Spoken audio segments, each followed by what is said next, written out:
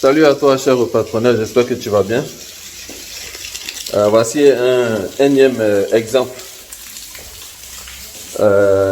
du fait que il n'est pas évident de pouvoir mener un projet entrepreneurial depuis l'extérieur. Vous voyez, ce matin, il a beaucoup plu, toute la nuit, il a beaucoup plu, ok? Il a plu sur tout Abidjan, tout Abidjan. Peut-être depuis 18 heures jusqu'à ce matin, il pleut toujours. Donc automatiquement, il y a ici, je suis dans le deuxième magasin de Agro Light Market. Ok, donc notre boutique de distribution de volailles fraîches. Ok, dans mon dos, bon, il y a eu plusieurs vidéos qui ont été faites sur la boutique. Ok, c'est un magasin simple. Ok, c'est un magasin simple. La seule stratégie, c'est de permettre c'est de favoriser une meilleure vente de nos produits, tout simplement. Voilà. Donc plutôt que de produire et d'attendre les grossistes qui vont venir prendre à 1800, 1900, 2000, on crée une boutique, on ouvre une boutique, ok, où on met un grand frigo comme ça, qui peut faire office de congélateur aussi des fois, et puis un autre frigo comme ça qui permet de stocker les poulets. Et puis voilà, lorsque les clients viennent, on les sert directement. Ça évite le stress de la vente, donc du poulet qui est en train de manger l'aliment mais qui n'est pas encore vendu. Et 2, ça permet de mieux vendre. Et 3, on essaie d'avoir une marque forte, telle que Coquivoire, telle que Foigny. Bon, petit à petit, on n'y est pas encore, hein, mais petit à petit, ça va venir. Ça nous permet de pouvoir grandir également et de proposer de la volaille fraîche sous une marque déposée. Voilà, donc pluie sur Abidjan, je disais tantôt, pluie sur tout Abidjan, automatiquement le personnel est bloqué. Ça, c'est la particularité d'Abidjan. Quand il pleut, c'est inondé partout. Allez sur Facebook, vous verrez vous-même. Donc la jeune fille qui est censée être là ne peut pas être à son poste.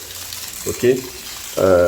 L'agent de sécurité qui surveille le point Orange Money qui est en haut ne peut pas être là. Et en haut également, il y a 2 filles. Une qui gère tout ce qui est transfert d'argent, on va dire beaucoup plus volumineux, internationaux, transferts internationaux. Western Union, MoneyGram, Ria. Ok. La fiche est juste là. La jeune fille ne peut pas être là non plus.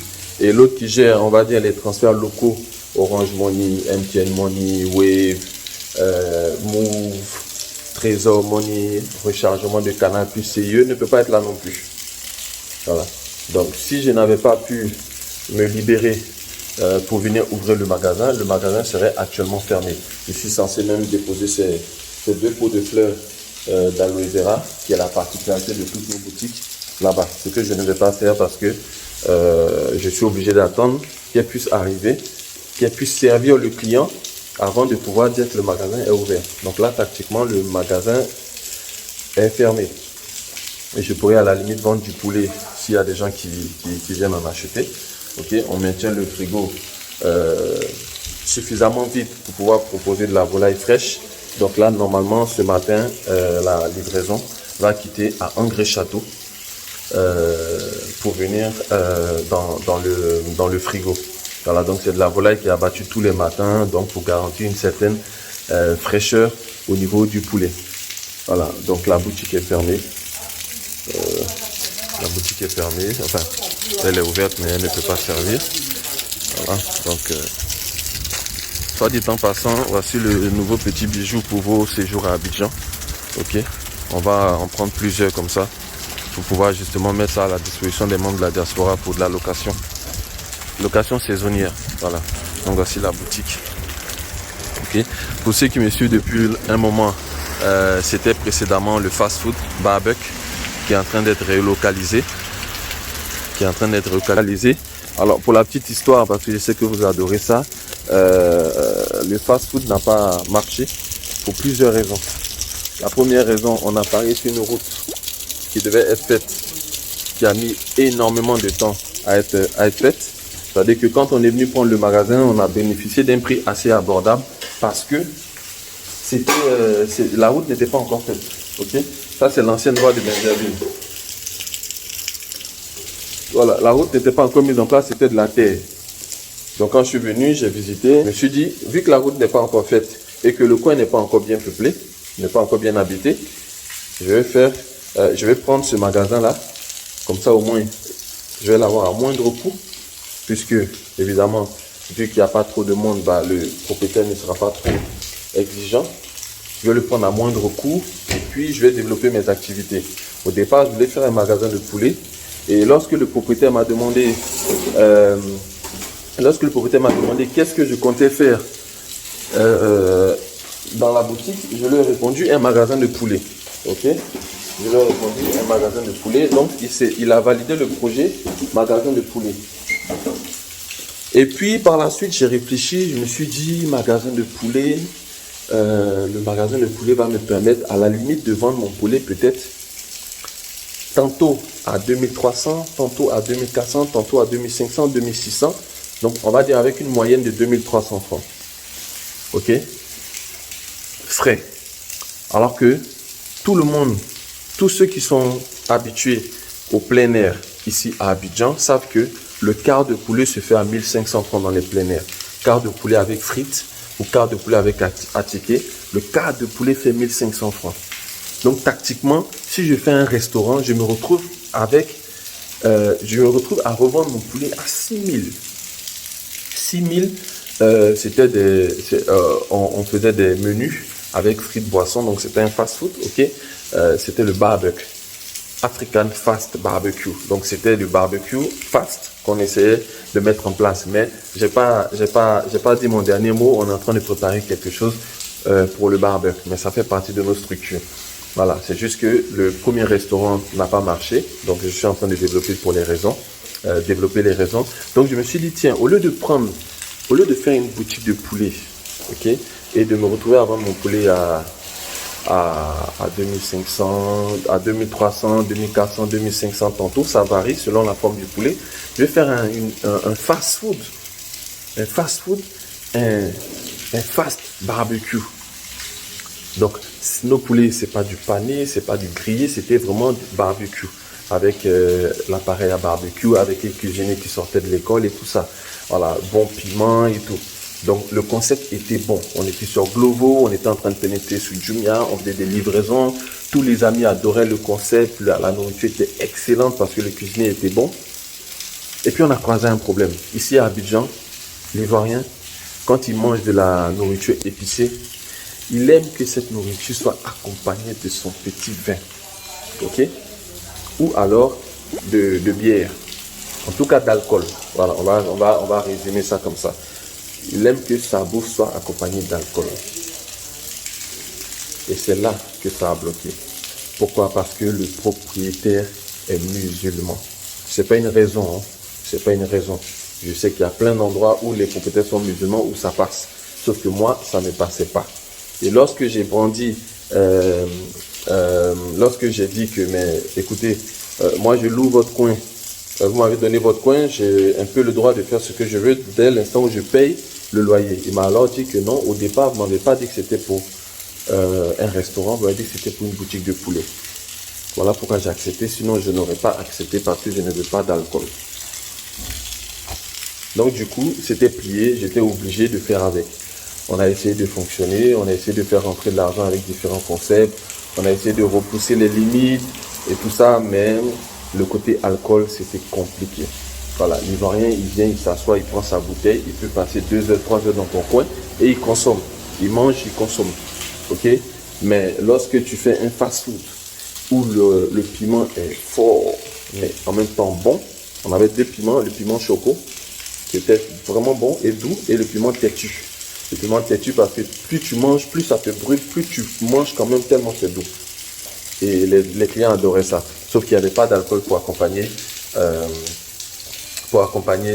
leur plat. Donc du coup, le chiffre d'affaires a commencé à baisser, ça devenait beaucoup plus compliqué. On prenait des jeunes filles, on investissait dans la communication, mais ça ne décollait pas parce que les clients venaient une fois mais ne revenaient plus à cause du problème d'alcool. C'est dommage, mais bon. Les Ivoiriens aiment sa petite bouteille. Donc si tu fais un business, tu as beau être pour ou contre l'alcool, tu es obligé de lui offrir ça, puisqu'en définitive, tu veux son argent. Et moi, j'aime prendre l'argent des gens, de façon légale, bien sûr, basée sur des opportunités concrètes et qu'on met à leur disposition. Donc, du coup, je ne pouvais pas prendre leur argent par contre, je devais quand même payer mes salariés. Ça aussi, c'est une chose à laquelle je tiens. Je devais payer mes salariés, je devais payer mes charges, je devais payer mon loyer, le courant et tout ça. On avait 2 splits. On avait 2 splits. Cet ancien split là. Et puis un autre. Ça, c'est un 3 cheval, je crois. Et puis un autre de 1,5. Je ne sais jamais si on dit chevaux ou cheval. En tout cas, c'est 3 CV. Au niveau des splits, je ne sais pas si on dit chevaux ou cheval au niveau des splits, pas au niveau de l'animal. Donc voilà, donc quand même, ça générait quand même pas mal de charges fixes et c'était devenu compliqué. En bon entrepreneur résilient, en bon entrepreneur pragmatique et flexible, j'ai réfléchi à une chose. Je suis dans une zone qui est un peu compliquée au niveau... c'est dans une zone où il est difficile de faire des transactions d'argent. Et en posant un peu des questions, les gens quittaient ici pour aller jusque... Voilà. Le quartier est ici et les gens allaient jusque sur la grande voie là-bas pour pouvoir faire leurs transactions. On va dire à plus de 1,5 km pour pouvoir faire leurs transactions, MoneyGram, Orange Money, MTN Money. Alors que ça, ce sont des transactions qui tournent. Les gens font en longueur de journée. Donc du coup, je me suis dit, bon, ce qu'on va faire, c'est que comme on a déjà divisé le magasin en mezzanine, ok, en bas, on va mettre un énième magasin de poulet, ok, et puis en haut, on va créer un espace là-bas. Donc on a carrément tout réaménagé. Celui qui était déjà venu lorsqu'il y avait le fast-food ne reconnaîtrait pas là-haut, ok, à l'étage. Donc on a carrément tout cassé. Ici on avait un abri. Peut-être que quand je vais monter la vidéo aussi, j'ai du temps, je vais mettre les photos lorsque c'était un fast-food. Ici on avait le barbecue. Là, on arrivait à mettre une table. Il n'y avait pas tout ça, il n'y avait pas le gravier. Voilà, ça a carrément changé. Voilà. Et puis, on a cassé là-haut.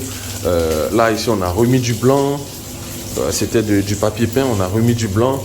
On a carrément tout modifié. Pour des questions de sécurité, je ne vais pas vous montrer l'endroit d'Orange Money. Mais ceux qui étaient déjà venus au restaurant, voilà, donc ici on a mis une grille pour ajouter de la sécurité, ok, et le gardien s'assoit ici, ok, vous pouvez même reconnaître même les chaises du fast food.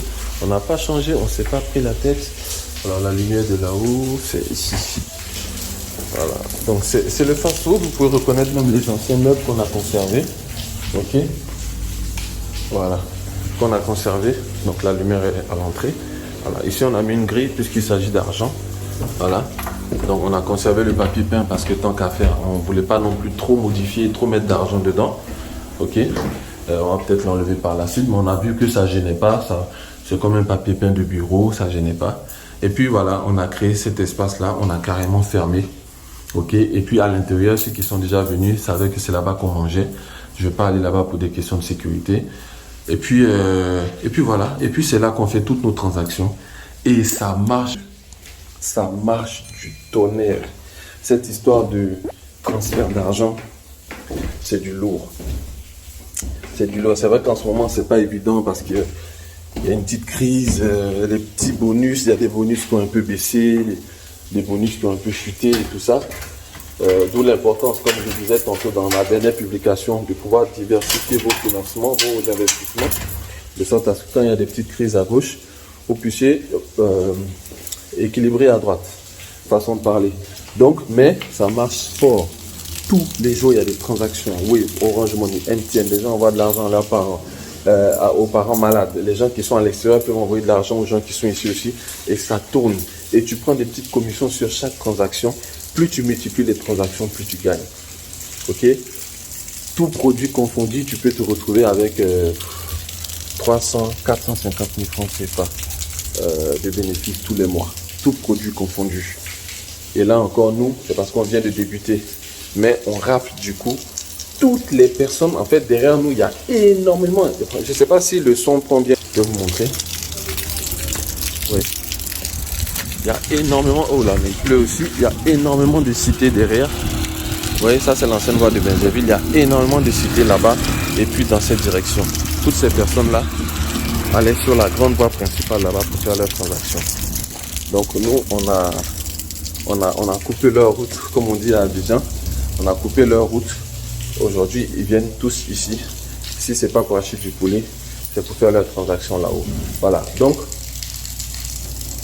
l'idée de base que j'ai voulu te communiquer dans cette vidéo ce matin, c'est que si tu es sur place, quand tu es sur place, c'est plus facile de gérer les crises. C'est plus facile de développer ton business. Tu crées une activité, tu confies ça à quelqu'un, il va juste la gérer. Je donne un exemple. Si par exemple tu es producteur de poulet, ok, le principe de la production de poulet, c'est de produire et de vendre. Produire, vendre. Produire, vendre. Si tu mets un gérant, il va produire, vendre. Produire, vendre. Il n'y a pas un moment où il va se dire, tiens, actuellement on produit du poulet frais, on va essayer de proposer du poulet fumé. Il n'y a pas un moment où il va se dire, tiens, je vais aller démarcher des maquis pour leur proposer de mettre un étal, de mettre une table devant leur maquis pour faire du poulet braisé. Et je vais employer des femmes et je vais les mettre là et elles vont vendre pour moi. C'est moi qui vais leur fournir du poulet. Il n'y a pas un moment où il va dire, au lieu de faire le poulet dans le sachet et d'aller donner aux gens, on va créer des packaging bien jolis. Oui, là vous êtes en train de développer le business. Vous êtes en train d'emmener le business à un autre niveau. Il n'y a que vous qui pourrez faire ça. Il n'y a que vous qui pourrez faire ça. Le gérant, lui, vous lui dites de produire et de vendre, il va produire et vendre. C'est tout. Il va produire, il va vendre, il va produire, il va vendre. Donc votre business va peut-être marcher, mais ne va pas évoluer, ne va pas se développer. Ok? Il ne va pas avoir l'idée, par exemple, d'aller démarcher des hôtels. Enfin, voilà, il va juste se permettre de produire et de vendre. C'est vous qui allez lui donner les idées. Mais il n'y a rien de pire. Lorsque vous donnez une idée à un gérant et que lui-même ne croit pas en cette idée, ou alors ne veut pas se fatiguer même à développer cette idée, vous vous retrouvez à ce que cette idée-là soit maintenant vous-même votre fardeau. Vous vous retrouvez à ce que vous-même votre idée soit votre fardeau.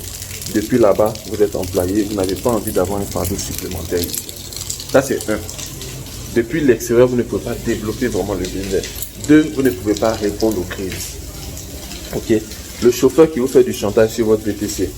Le chauffeur qui fuit avec le véhicule. Le chauffeur qui devait venir garer à 22 h, à minuit, il n'est toujours pas venu garer. Moi, ça m'est déjà arrivé de poursuivre un chauffeur dans le Pougon. Il s'appelle Monet. Je ne peux pas l'oublier celui-là. Je ne peux pas l'oublier. Vous n'êtes pas obligé de me croire. Vous n'êtes pas obligé de me croire. Peut-être même que c'est une fausse histoire, mais je vous l'explique. Vient garer le véhicule, il ne veut pas venir garer. J'étais obligé de le pourchasser dans Yopougon entre 23 h et 2 h du matin un samedi.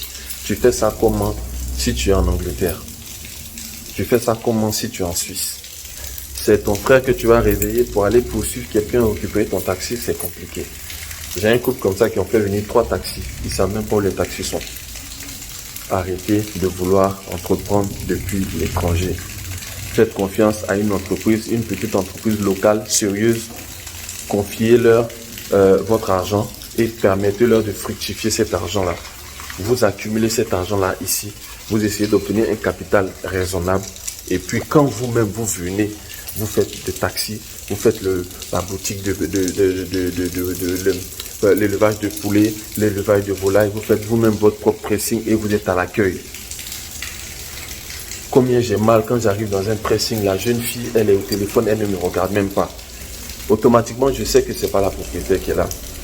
Ça ne peut pas être la propriétaire. C'est pas possible. Tu arrives dans un restaurant, tu es assis, elles sont en train de discuter, elles ne viennent pas te servir. Tu sais que la propriétaire n'est pas parmi elles.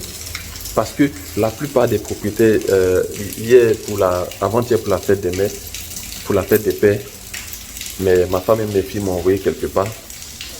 Quand la propriétaire est arrivée, on l'a su. Automatiquement, elle est venue vers nous. Ça s'est bien passé, vous avez bien mangé, on espère vous revoir et tout ça. Tout s'est bien passé. Est-ce qu'on peut vous servir quelque chose? Son langage, son approche même, on savait que c'était la propriétaire. Mais avant ça, les jeunes filles nous ont bien reçus.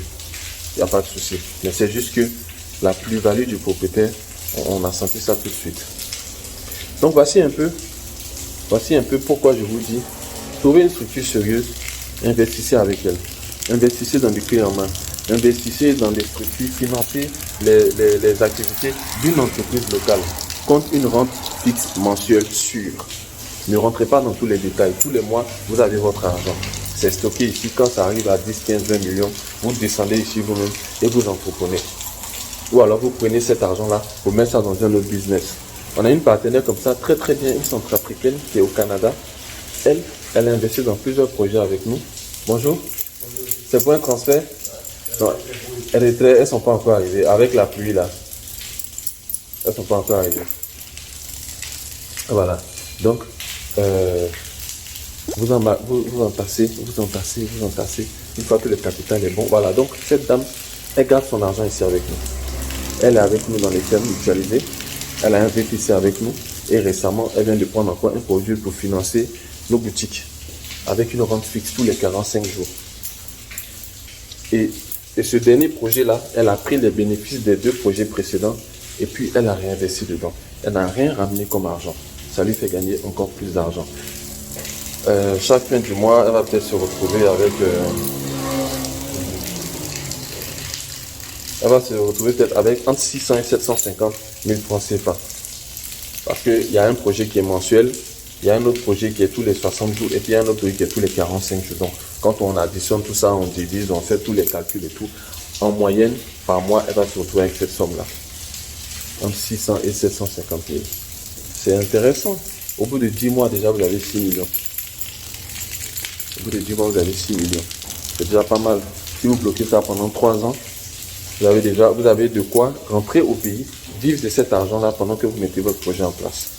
C'est simple en fait. Je ne me fatiguerai jamais de répéter ça. Arrêtez d'investir depuis là-bas. C'est que des projets qui échouent. Et après, vous venez m'expliquer ça maintenant en consultation. Alors que moi, j'aime entendre les belles histoires.